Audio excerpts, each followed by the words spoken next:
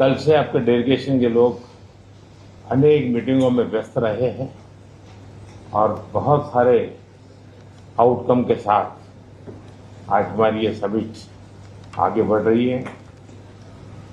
Excellency, आपकी यात्रा बहुत ही ऐतिहासिक है।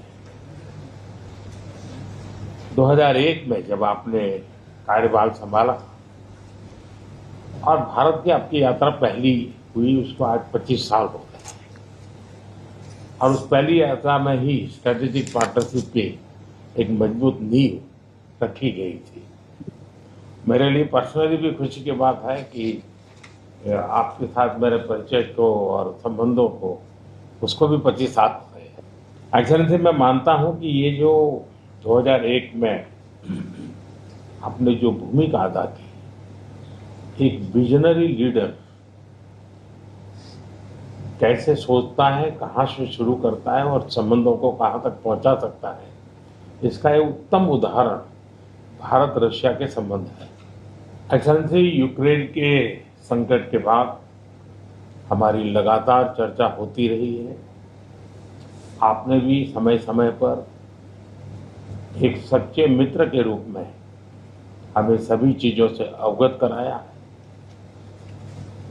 मैं समझता हूं कि ये विश्वास बहुत बड़ी ताकत है और आपको मैंने अनेक बार इस विषय की चर्चा भी की है और विश्व समक्ष भी मैंने रखा है कि विश्व का कल्याण शांति के मार्ग पर ही है।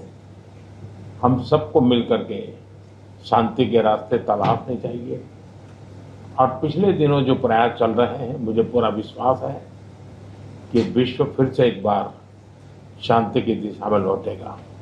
एक्सेलेंसी, पिछले दिनों विश्व समुदाय के सभी नेताओं से जब भी मेरी बात हुई और उन्होंने जब विस्तार से मेरे चर्चा की, मैंने हमेशा कहा है कि भारत न्यूट्रल नहीं है, भारत का पक्ष है और वो पक्ष शांति का है।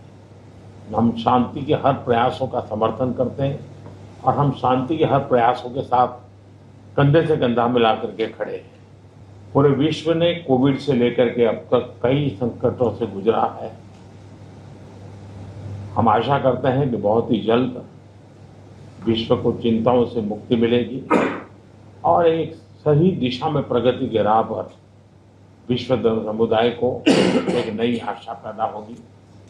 एक्सेलेंसी, मुझे पूरा भरोसा है कि आज दिन भर हम अनेक विषयों पर चर्चा करने वाले हैं।